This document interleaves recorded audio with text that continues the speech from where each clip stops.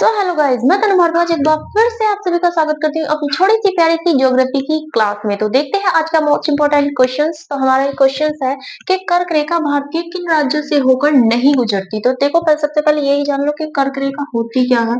कर्क रेखा तो देखो 23.5 डिग्री का जो अक्षांश रेखा, 23.5 डिग्री का अक्षांश रेखा, अक्षांश रेखा को ही हम क्या बोलते हैं, कर्क रेखा बोलते हैं। रेखा को कर्क रेखा बोलते हैं। उसके बाद कर्क रेखा ही वो रेखा है जो दो नदी को, कौन सी नदी को दो बार काटती है।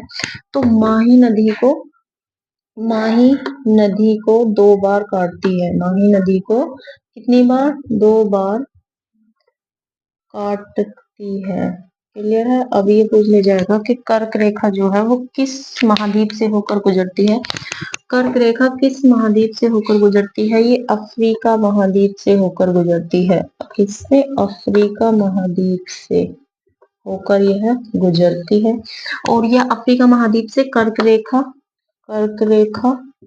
मकर रेखा और भूमध्य रेखा, ये तीनों है जो अफ्रीका महाद्वीप से होकर गुजरती हैं।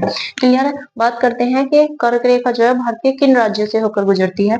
तो सबसे पहले यह गुजरात में एंटर करती है। गुजरात के बाद ये सीधा राजस्थान से गुजरती है। किससे, राजस्थान से। राजस्थान के बाद ये मध्य प्रदेश में, मध्य प्रदेश के बाद यह कहाँ, छत्तीसगढ़ में। कहाँ, छत्तीसगढ़ में।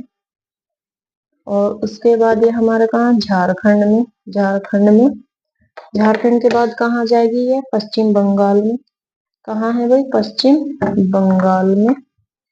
और पश्चिम बंगाल के बाद ये आ जाएगी बांग्लादेश में। कहाँ जाएगी, बांग्लादेश में।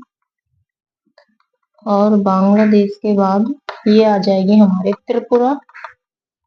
त्रिपुरा और मिजोरम में।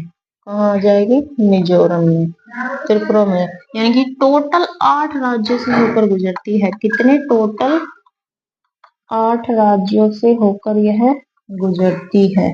कितने, 8 राज्यों से होकर यह गुजरती है।